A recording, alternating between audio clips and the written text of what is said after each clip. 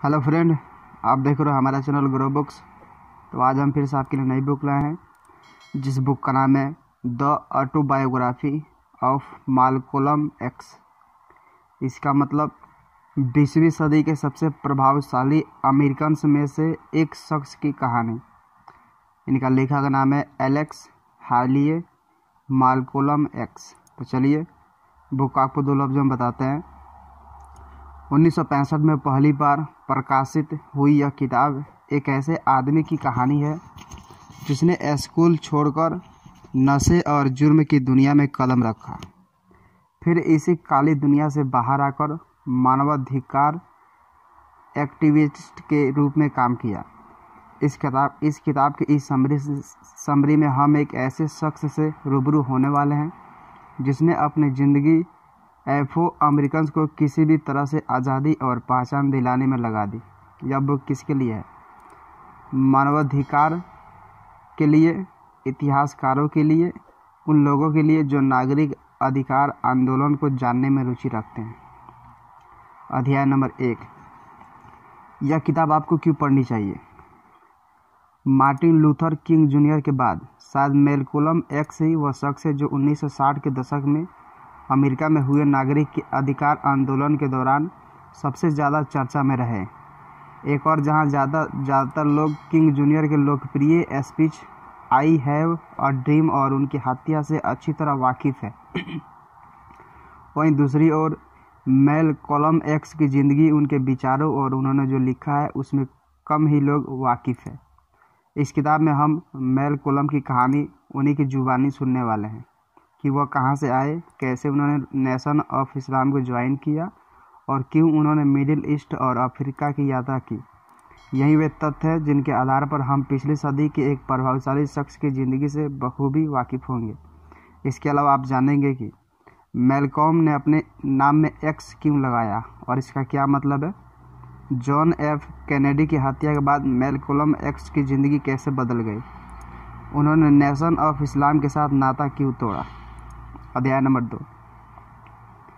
मालकोलम के माँ बाप छोटी उम्र में ही गुजर गए। मालकोलम एक्स 19 मई 1925 को मालकोलम लिटिल के रूप में जन्मे थे। उनके पिता रेवेरेंड अल लिटिल एक बैप्टिस्ट प्रीचर थे जो यूनिवर्सल लीगो इम्प्रूवमेंट एसोसिएशन के संस्थापक मार्कस गॉर्वी की शिक्षाओं के लोगों तक पहुंचाया करते थे। मालकोम 8 भाई बहनों में से 7वें नंबर के थे। इतने ज़्यादा बच्चों को संभालने में उनकी माँ लुइस को काफ़ी परेशानी उठानी पड़ती थी। लुइस का जन्म वेस्ट इंडीज़ में हुआ था, जहाँ उनके अश्वेता माँ के साथ उनके श्वेत मालिक ने दुष्कर्म किया, जिसके फलस्वरूप लुइस का जन्म हुआ। श्वेत पिता होने के कारण लुइस का रंग काफ़ी गोरा था, जिसके कारण कई बार लोग उन्हें श्वेत भी समझ लेते थे। मालकोम को अपने बालों का भूरा रंग और चेहरे का हल्का गोरा रंग अपनी माँ से ही मिले थे। वे अपने सभी भाई बहनों में सबसे ज़्यादा गोरे थे। मालकोम मानते थे कि उन्होंने इन्हीं लक्षणों की वजह से उनकी माँ अन्य भाई बहनों की तुलना में उनके साथ अधिक रखा व्यवहार करते थे। उनकी नज़रों में वह उनकी माँ के रेपिस्ट का प्रतीक थे। लेकिन जितना भेदभाव उनकी माँ उनके साथ करती थी, उतना ही अधिक लगाव उनके पिता को उनसे था। तभी तो वे अक्सर मालकोलम को यूनिया की मीटिंग्स में साथ ले जाया करते थे।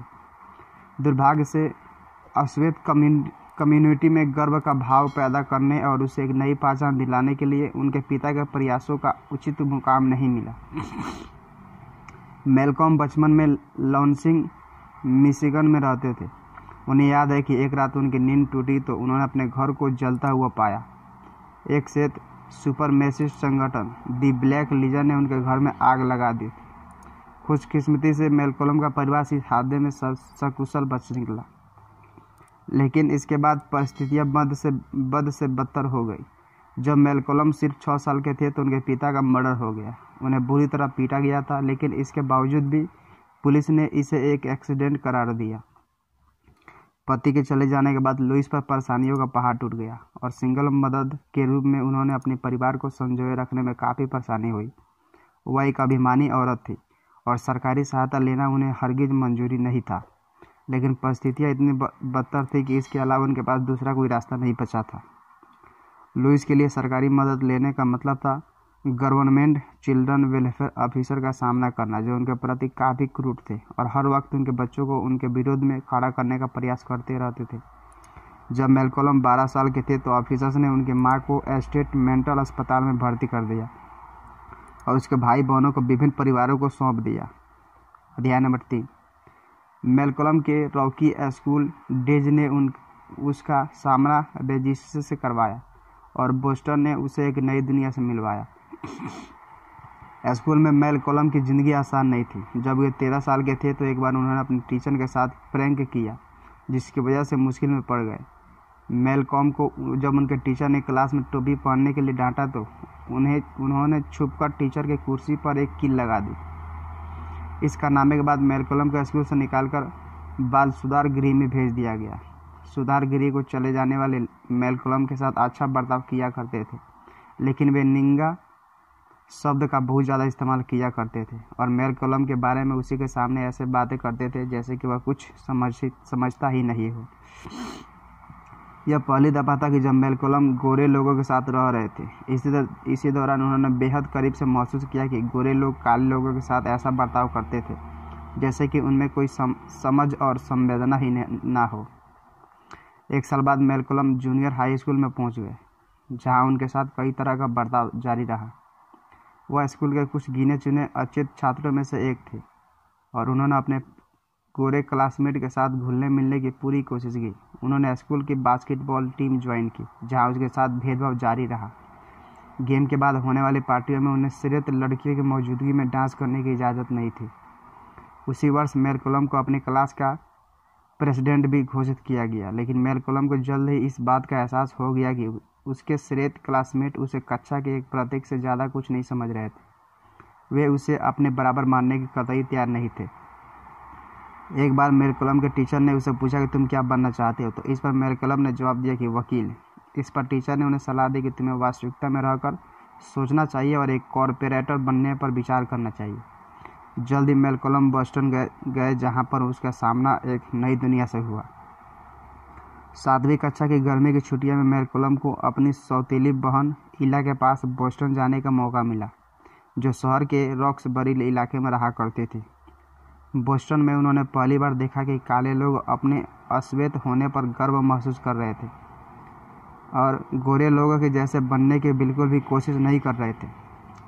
इसके बाद जब मैलकोलम लॉन्सिंग वापस लौटे तो उन्होंने एक नयापन आ चुका था। अब वो अपने शिक्षकों और क्लासमेट की नस्लबंदी टिप्पणियों को बिल्कुल भी बर्दाश्त नहीं करते थे, क्योंकि वो जानते थे कि उसके लिए एक बेहतर दुनिया मौजूद है। अध्याय नंबर 4। आधुनिक अश्वेत संस्कृति से मैलकोलम को पहला परिचय रॉक्सबरी और हार्लेम में हुआ।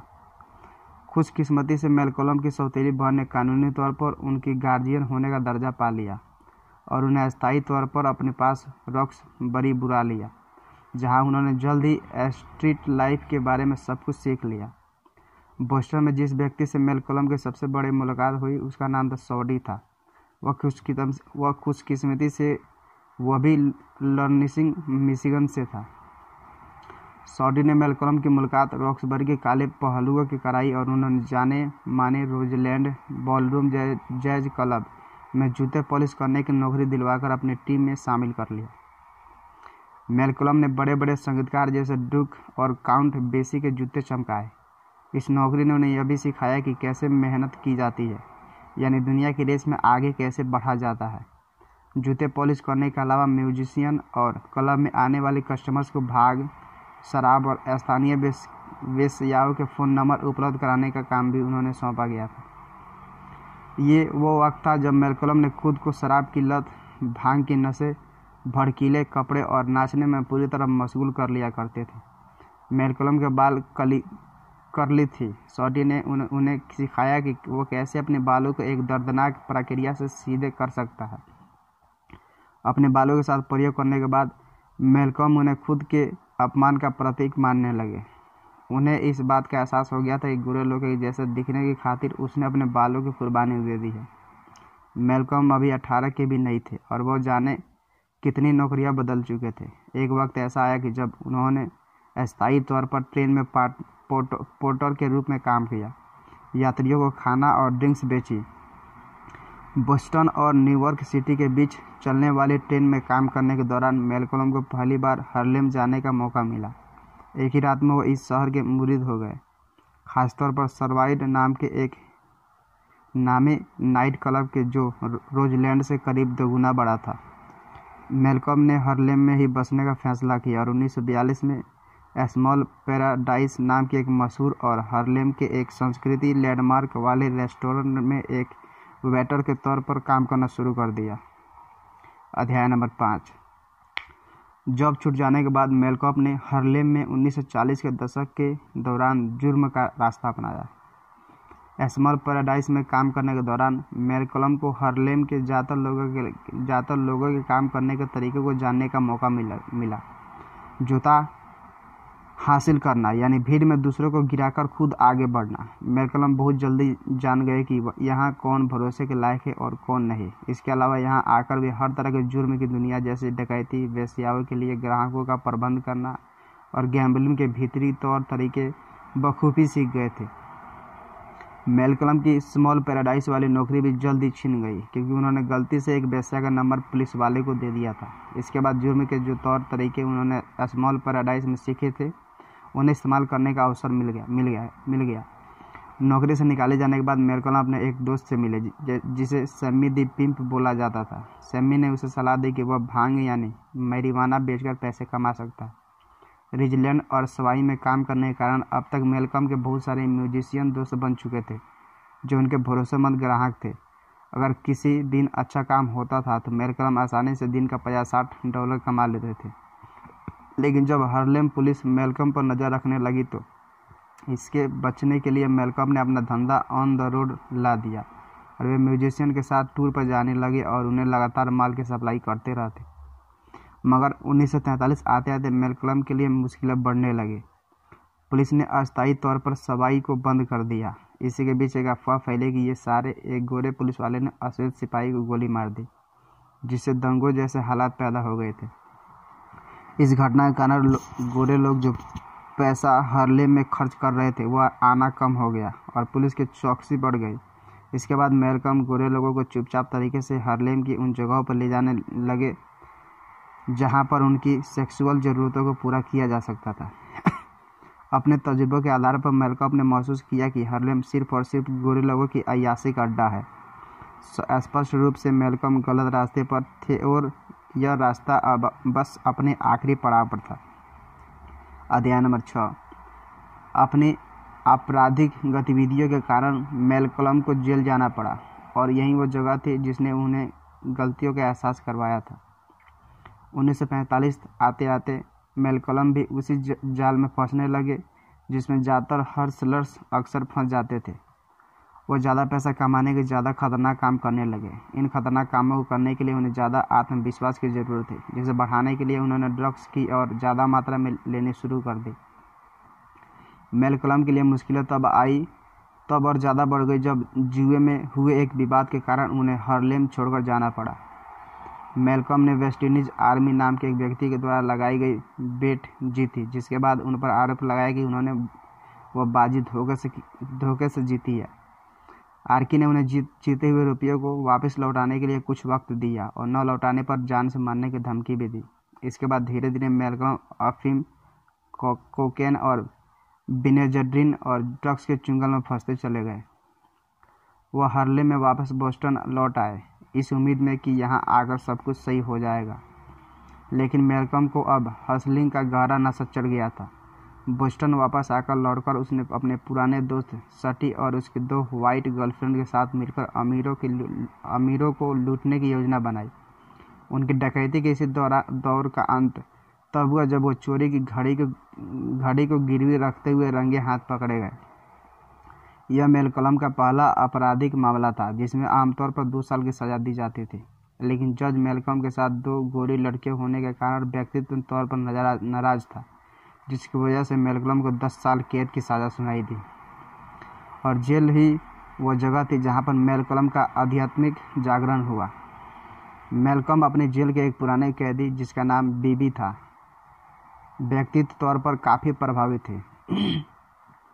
बीबी ने मैल्कलम को बताया कि कैसे एक माधुर भाषी व्यक्ति बनकर वह इज्जत कमा सकता है। बीबी ने मैल्कलम को जेल की लाइब्रेरी इस्तेमाल करने के लिए प्रेरित किया, और अच्छी बात तो यह थी कि मैल्कलम भी बहुत जल्दी पढ़ने के दीवाने हो गए। उन्होंने इंग्लिश और लैटिन डिक्शनरी से लेकर फिलॉसफी और वर्ल्ड हिस्ट्री तक सब कुछ पढ़ डाला। मैल्कलम सारी रात किताबें पढ़ा करते थे, जिसकी वजह से उनकी आंखें कमज़ोर हो गई, और यही कारण था कि वे चश्मा पहनते थे। जेल में रहने के दौरान उनके 2 भाइयों ने उनके पत्र लिखा, जिसमें उन्होंने नेशन ऑफ इस्लाम का जिक्र किया था। उन दिनों नेशन ऑफ इस्लाम एक ऐसा आंदोलन था जो अश्वेत लोगों को उनकी खोई हुई पहचान वापस दिलाने का प्रयास कर रहा था। जेल में रहते हुए मैल्कलम पूरे ध्यान से नेशन ऑफ इस्लाम के संदेश को अपनाया करते थे। इसके प्रभाव से उन्होंने पहली बार नमाज पढ़ी और एफ्रो अमेरिकन के भयानक इतिहास का पूरा शिद्दत से अध्ययन किया। अध्याय नंबर 7। मैल्कम जेल से बाहर आने के बाद नेशन ऑफ इस्लाम के प्रति पूरी तरह से समर्पित हो गए और इसके संदेश को लोगों तक पहुंचाने लगे। मैल्कम ने जेल में रहते हुए पब्लिक स्पीकिंग का कौशल सीखा। वे अक्सर जेल में होने वाली डिबेट्स में भाग लिया करते थे, जिसमें उन्हें किसी टॉपिक के पक्ष या विपक्ष में बोलना पड़ता था। इन डिबेट्स के माध्यम से मैल्कलम को नेशन ऑफ इस्लाम संदेश और इतिहास के अपने ज्ञान को फैलाने का एक अच्छा मौका मिला। वे अक्सर इन डिबेट्स में गोरे लोगों द्वारा अश्वेतों पर इंसानियतों के नाम पर किए गए अत्याचारों की निंदा करते थे। एक बार उन्होंने ईसाइयत पर अपने डिबेट प्रतिद्वंदी को हराया था। इस डिबेट में उन्होंने ईसाइयों के भगवान जीसस के पेल ब्लॉन्ड और नीले आंखों वाले होने पर सवाल उठाए थे। आखिरकार उनके ओपोनेंट को मानना ही पड़ा कि जीसस ब्राउन थे। 1992 में मैल्कम की जेल से रिहाई हुई। जेल से छूटने के बाद वे अपने भाई विलफ्रेड के साथ डेट्रॉइट रहने चले गए थे। यहाँ वो वक्त जब मैल्कम अपनी पूरी ज़िंदगी नेशन ऑफ इस्लाम को समर्पित करने के लिए तैयार थे। जेल में रहने के दौरान मैल्कम अक्सर नेशन ऑफ इस्लाम के लीडर एलिजा मोहम्मद को खत लिखा करते थे। उन्होंने मैल्कम को संपर्क को समझा और उन्हें एक शाम डिनर पर इनवाइट किया। खाने की मेज़ पर मैल्कम ने नेशन ऑफ इस्लाम के प्रति अपनी सेवाओं को ऑफर किया। मैल्कम ने जल्द ही डेट्रॉइट के लोगों को नेशन ऑफ इस्लाम से जोड़ना शुरू कर दिया। धीरे धीरे उनके फॉलोअर्स की संख्या में इजाफा होने लगा। नेशन ऑफ इस्लाम के वरिष्ठ लोगों ने मैल्कम की कामयाबी को नोटिस किया और उन्हें बोलने के लिए मंच देना शुरू कर दिया। मैल्कम जल्द ही एलिजा मोहम्मद और नेशन ऑफ इस्लाम के फाउंडर W.D. फोर्ड की शिक्षाओं का प्रसार करने में माहिर बन गए। इन शिक्षाओं के मुताबिक दुनिया का पहला आदमी यानी ओरिजिनल मैन अश्वेत ही था और एफ्रो अमेरिकन अफ्रीकी मुसलमानों के वंशज है, जिनके मूल पहचान को गोरे लोगों द्वारा छीन लिया गया है। इस तरह मैल्कम ने खुद को एक नेचुरल एक्टिविस्ट और उम्दा स्पीकर बनकर साबित किया। अध्याय नंबर 8। नेशन ऑफ इस्लाम में एक मिनिस्टर के तौर पर उन्हें राष्ट्रीय पहचान मिली और वे मैल्कम लिटल से मैल्कम एक्स बन गए। मैल्कम को जल्दी नेशन ऑफ इस्लाम में मिनिस्टर बना दिया गया। अन्य मंत्रियों की तरह उन्हें भी एक एक्स का टाइटल दे दिया गया, जहां वो उस वंश के नाम से संबंधित था जिसका अब कोई अस्तित्व नहीं था। मैल्कम ने जल्दी देश भर में नेशन ऑफ इस्लाम में की मस्जिदों का निर्माण करना शुरू कर दिया। उन्होंने बोस्टन, फिलाडेल्फिया और अंटाला जैसे जगहों पर मस्जिदों का निर्माण करवाया। इनमें से ज़्यादातर शहरों में मैल्कम ने चर्च से बाहर आते लोगों को नेशन ऑफ इस्लाम की ओर आकर्षित किया और उन्हें कन्विंस किया कि यह एक ऐसा धर्म है जो गोरे लोगों का नहीं है। आखिरकार मैल्कम एक्स न्यूयॉर्क की सिटी में अपने टेम्पल के मिनिस्टर बन गए। करीब 9 साल के बाद वापस न्यूयॉर्क लौटने पर मैल्कम को मौका मिला कि वह वेस्ट इंडीज़ आर्की के साथ बैठे और उससे जी भरकर बातें करें। उसने आर्की का शुक्रिया अदा किया क्योंकि उसने ही मैल्कम को न्यूयॉर्क छोड़ने के लिए फोर्स किया था, जिसके कारण गैम्बलिंग विवाद से मैल्कम की जान बच गई। 1950 के दशक के आखिरी सालों में नेशन ऑफ इस्लाम सुर्खियां बटोरने लगा। 1957 में नेशन ऑफ इस्लाम के एक सदस्य जिसका नाम ब्रदर हिंटन था पर पुलिस ने तब अटैक किया जब वह 2 लोगों के बीच हो रहे झगड़े को सुलझाने की कोशिश कर रहा था। मैल्कम ने जब इस घटना के बारे में सुना तो वह अपने 50 सदस्यों के साथ पुलिस स्टेशन पहुंच गए। उन्होंने ब्रदर हिंटन को खून से सना हुआ देखा तो पुलिस ने उसे हॉस्पिटल ले जाने की मांग की, जिसे पुलिस ने थोड़ी देर की आनाकानी के बाद स्वीकार कर लिया। ब्रदर हिंटन का इल्ज़ाम चला और वे ठीक हो गए। इसके बाद उन्होंने न्यूयॉर्क सिटी पर मुकदमा दर्ज किया और वह हिंटन को $70,000 का हर्जाना दिलाने की कामयाबी पाई। जल्द ही टीवी और अखबारों ने इस घटना पर न्यूयॉर्क पुलिस की निंदा करनी शुरू कर दी और नेशन ऑफ इस्लाम को राष्ट्रीय सनसनी बना दिया। अध्याय नंबर 9। मैल्कम को मिले अटेंशन से नेशन ऑफ इस्लाम के साथ उनके रिश्ते को कमज़ोर कर दिया। 1962 आते आते नेशन ऑफ इस्लाम खूब फल फूलने लगा। बड़ी बड़ी रैलियाँ आयोजित की जा रही थी और राष्ट्रीय मीडिया मैल्कम की जोशीली शख्सियत की तरह खींचा हुआ था। मैल्कम ने अपने इंटरव्यूज़ के जरिए नेशन ऑफ इस्लाम का मैसेज लोगों तक पहुंचाया। मैल्कम स्पष्ट रूप से नेशन ऑफ इस्लाम की सीमाएं तय करना चाहते थे। उनका कहना था कि नेशन ब्लेम सुपरमेसी के लिए नहीं है, बल्कि इसके मकसद अश्वेतों को उनकी खोई हुई पहचान, गर्व और सम्मान वापस दिलाना है। मैल्कम ने इस सवाल का भी जवाब दिया कि उन्होंने दी वाइट डेविल शब्द का इस्तेमाल क्यों किया। उनके अनुसार इस शब्द को प्रयोग करने का मकसद गोरे लोगों के प्रति नफरत पैदा करना नहीं था, बल्कि दुनिया को यह दिखाना था कि यूरोप और अमेरिका के गोरे लोगों ने पूरे इतिहास में काले लोगों पर कितना अधिक अत्याचार किया है। दूसरी बात जो मैल्कम ने मीडिया से कही कि वो ये थी कि वो कोई अपना संदेश नहीं दे रहे हैं, बल्कि वो ये तो एलिजा मोहम्मद की शिक्षाओं का प्रचार प्रसार कर रहे हैं। कई बार तो वे इंटरव्यू रिक्वेस्ट को ही अस्वीकार कर देते थे और कहते थे कि अपने सवाल जाकर सीधे एलिजा मोहम्मद से ही करिए, उनके पास इनका बेहतर जवाब है। मैल्कम एलिजा मोहम्मद के खिलाफ कुछ नहीं बोलते थे, क्योंकि वे ही एक व्यक्ति थे जिन्होंने मैल्कम को जुर्म की दुनिया से बाहर निकाला था। 1963 में मैल्कम को तब एक गहरा झटका लगा जब उन्होंने अपने गुरु के बारे में एक बुरी खबर सुनी। खबर थी कि एलिजा मोहम्मद की 2 महिला सेक्रेटरीज ने उनके बच्चों का पिता होने का केस ठोक दिया था। यह खबर सुनकर मैल्कम को लगा उसके साथ धोखा हुआ है। मैल्कम के बढ़ते रुतबे के साथ ही अजीजा और उनके बीच की दरार और गहरी होती जा रही थी। अजीजा और नेशन ऑफ इस्लाम के दूसरे नेताओं के लिए मैल्कम अब एक खतरा बन चुका था। 1963 के अंत में जॉन एफ कैनेडी की हत्या के बाद मैल्कम एक बार फिर सुर्खियों में आए जब उन्होंने इस घटना पर दी चिकन्स हैव कम होता तो रुष्ट बयान दिया। उनके इस बयान के तुरंत बाद नेशन ऑफ इस्लाम ने उनके सार्वजनिक तौर पर बोलने पर 3 महीने की पाबंदी लगा दी। इसी बीच नेशन ऑफ इस्लाम में मैल्कम के करीबियों ने उन्हें बताया कि उनकी हत्या के ऑर्डर दिए जा चुके हैं। अध्याय नंबर 10। मक्का की धर्म यात्रा ने मैल्कम को मुस्लिम भाईचारे से रूबरू कराया। जिंदगी की इस मोड़ पर मैल्कम एक्स को कई पहलुओं के बारे में सोचना पड़ा। वह आदमी जिसके लिए उसने अपनी पूरी ज़िंदगी कुर्बान कर दी, वो अब उसे मारने पर उतारू हो गया था। मैल्कम के असिस्टेंट ने उन्हें बताया कि उसे उनकी कार के नीचे बम लगाने का हुक्म दिया गया है। अब मैल्कम को एहसास हुआ कि मामला बेहद गंभीर हो चुका है। खतरों से बचने और अपने आध्यात्मिक विचारों और ज़्यादा मजबूत करने के लिए मैल्कम ने हज की यात्रा करने का फैसला किया। मैल्कम इस्लाम के प्रति अपने ज्ञान में बढ़ोतरी करना चाहते थे। बीते वक्त के साथ लोगों ने उन्हें असली इस्लाम से रूबरू करवाया और बताया कि यह एक एलिजा की शिक्षाओं के किस तरह से भिन्न है। मैल्कम मक्का की यात्रा, जिसे हर मुस्लिम को अपनी ज़िंदगी में कम से कम एक बार तो ज़रूर करना चाहिए, के लिए बेहद उत्सुक थे। इस सफ़र ने मैल्कम की आंखें पूरी तरह से खोल दी। मक्का में उन्होंने पता चला कि ऑर्थोडॉक्स इस्लाम उस इस्लाम से किस कदर अलग है जिसके बारे में उसे नेशन ऑफ इस्लाम में बताया गया था।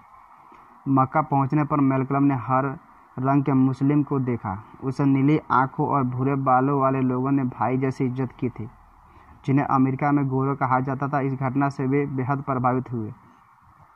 इसके बाद मैल्कम सऊदी अरब के राजकुमार से मिले, जिसने उन्हें पढ़ने के लिए इस्लाम की किताबें, दीन और भटकाने वाले लोगों से दूर रहने की सलाह दी।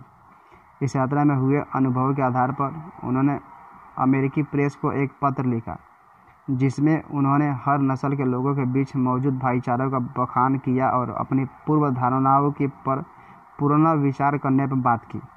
मक्का और कैरा के बाद मैल्कम बेरूत, नाइजीरिया और घाना जैसे देश में भी गए। घूमने के साथ ही वे कॉलेज छात्रों और राजनेताओं से भी मिले।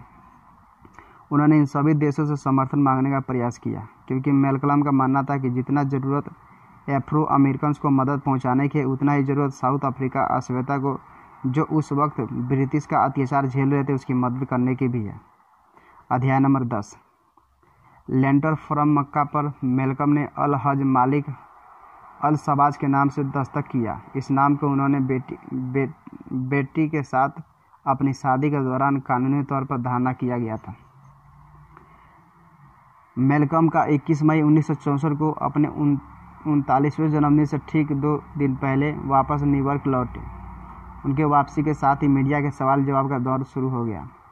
मेलकम ने अपने नए दृष्टिकोण का वर्णन करना शुरू कर दिया। उन्होंने बताया कि अब वो इस बात को समझने लगे हैं कि गोरे लोग जन्मजात के नस्लवादी नहीं थे, लेकिन उन्हें अभी भी लगता है कि गोरे लोगों की तथाकथित क्रिश्चियन सोसाइटी ने अपने आने वाली पीढ़ियों के मन में सुपीरियर होने का बीजारोपण कर दिया था, जिससे यह भयानक स्थिति पैदा हो गई थी। इस बात को पूरे यूनाइटेड स्टेट्स के गेटो में हो रहे दंगों के द्वारा आसानी से समझा जा सकता था। गोरे लोगों द्वारा कई पीढ़ियों से ढाए जा रहे जुल्मों और नस्लवादों के कारण गेटो एकजुट हो गए थे। मेलकम ने इस स्थिति को गोरे द्वारा रोपित सोशोलॉजिकल डायनामाइट के रूप में देखा। उनका कहना था कि अब तक उनकी स्थिति को सुधारने का प्रयास नहीं किया जाएगा जब तक इसके फटने की आशंका बनी रहेगा। मेलकम के समझ में इस स्थिति से निपटने की एक बेहतरीन तरीका नए संदेश को फैलाना था। सार्वजनिक तौर पर नेशन ऑफ इस्लाम से अपना वास्ता तोड़ने के बाद अपने नए संदेश को लोगों तक पहुंचाने की खातिर मेलकम ने मुस्लिम मोस्क डंक नाम के एक नए संगठन का गठन किया। लेकिन वे जानते थे कि ब्लैक लोगों को गेटो से बाहर निकलने के लिए एक समाजवादी बदलाव की ज़रूरत थी और अधिक इनक्लूसिव बनने के उद्देश्य से उन्होंने एफ्रो अमेरिकन यूनिट नाम का एक नया संगठन खड़ा किया। इस संगठन में गोरे लोगों का प्रवेश वर्जित था, लेकिन अगर कोई गोरा अपना योगदान देना चाहता था तो उसका पूरी तरह स्वागत किया जाता था। इसकी एक बड़ी वजह थी मेलकम एक अफसोस था। सालों पहले एक बार एक श्वेत कॉलेज युवती ने मेलकम से पूछा था कि वह उनकी किस तरह से मदद कर सकती है। इस पर मेलकम ने उसकी सहायता को ठुकरा दिया था। उनका कहना था कि अगर आज वो लड़की उन्हें मिले तो वो उसे खुद का संगठन बनाने की सलाह देंगे और उसके साथ उसके माध्यम से अपने आस पड़ोस में वाइट लोगों के बीच एंटी रेजिज्म और एंटी वाइटलेंस का संदेश फैलाने को कहते हैं। अध्याय नंबर 11। हालांकि मेलकम एक्स को अब मौत का कोई डर नहीं था, मगर उनकी हत्या एक बड़ी क्षति थी। मेलकम एक्स को मिल रही धमकियों की वजह से उन्होंने अपने काम की रफ्तार तेज कर दी, क्योंकि वह नहीं चाहते थे कि वे भी अपने पिता और अपने 4 चचाओं के जैसे बिना अपने काम को अंजाम दिए इस दुनिया से चले जाए। मेलकम को विश्वास था कि नेशन ऑफ इस्लाम का या किसी वाइट रेसिस्ट द्वारा उनकी हत्या किसी भी दिन की जा सकती है। उन्हें अपनी मौत की आशंका से बिल्कुल भी डर नहीं लग रहा था, लेकिन उनके परिवार को मिल रही धमकियों से उन्हें चिंता होने लगी। खासकर वे तब बेहद दुखी हो जाते थे जब उनके घर पर अटैक किए जाते थे। मेलकम नेशन ऑफ इस्लाम द्वारा किए गए एक मुकदमे का सामना कर रहे थे, जिसके द्वारा नेशन ऑफ इस्लाम कुछ साल पहले मेलकम को गिफ्ट किए हुए घर से उनके परिवार को बाहर निकालना चाहता था। 13 फरवरी 1965 की रात मेलकम और उनकी पत्नी बेटी, जो उस समय मेलकम के 6ठे बच्चे की मां बनने वाले थी, कि एक धमाके के कारण अचानक नींद टूटी। यह धमाका बोतल बम का था, जो किसी ने उसके घर के सामने वाली खिड़की से फेंका था। लेकिन 19 फरवरी 1965 को जो होने वाला था, यह घटना तो उसकी आहट मात्र थी। इस दिन मेलकम की ऑर्गेनाइजेशन की न्यूयॉर्क के ओडोबन बॉलरूम में मीटिंग थी, जिसे देखने मेलकम की पत्नी और उनके बच्चे भी आए हुए थे। जैसे ही मेलकम मंच पर आए, नेशन ऑफ इस्लाम के 3 बंदूकधारियों ने एक ही पल में उनका सीना गोलियों से छलनी कर दिया। बेटी ने फायरिंग के दौरान अपने बच्चों को छिपाकर उन्हें बंदूकधारियों से बचा लिया। सूर्य के चले जाने के बाद बेटी मेलकम के शव के पास बिलखती रही। वह बस एक ही बात कह रही थी, दे किल्ड हिम। मेलकम के दोस्त और अभिनेता ओरसी डेविस ने उनकी अंतिम विदाई पर अंतिम शब्द कहे। डेविस ने मेलकम को याद करते हुए कहा कि हो सकता है कि कुछ लोग मेलकम को नस्लवादी या नफरत भरा इंसान माने, लेकिन सच्चाई तो यह है कि उसने कभी भी किसी भी तरह की हिंसा नहीं की। और अगर लोगों की उसी बात को करीब से सुने तो वो पाएंगे कि वो अपने शब्दों के जरिए बस अपने लोगों की भलाई चाहता था। डेविस के लिए मेलकम एक मजबूत और असाधारण ब्लैक मैन था। कुल मिलाकर मैल्कम एक्स का अबूझ शख्सियत था। ज़्यादातर लोगों की तरह उन्होंने भी खुद को और अपने आसपास की दुनिया को समझने के लिए संघर्ष किया, लेकिन वे परिश्रमी थे और उन्होंने पूरी ज़िंदगी भर अपनी जिज्ञासा को जगाए रखा और सच्चाई की खोज जारी रखी। कड़ी मेहनत और संकल्प से उन्होंने यह साबित किया कि हम अपनी ज़िंदगी में किए गए पापों को इसी जन्म में धुल सकते हैं।